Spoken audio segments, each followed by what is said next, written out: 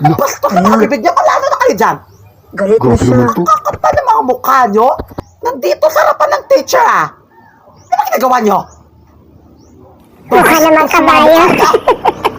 Hoy kayo, naino ka dyan. Ano ito ang tatawa nyo? Ay, sorry. Alam mo naman kinaganda niya. Mga abusado kayo.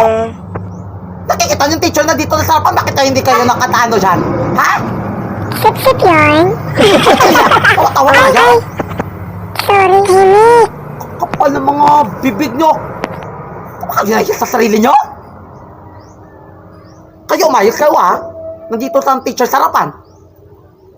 Layo na kayo dyan sa likod. Ha? Hoy, ba't nadamay kami? Nananahimik kami dito ah. Hindi nyo na ginagalang yung teacher natin ah. Ano kayo? Vice Principal? Mayor? Presidente? Akala mo naman, counselor? Tama. Agree din ako, sip-sip yan. Ano nyo ha?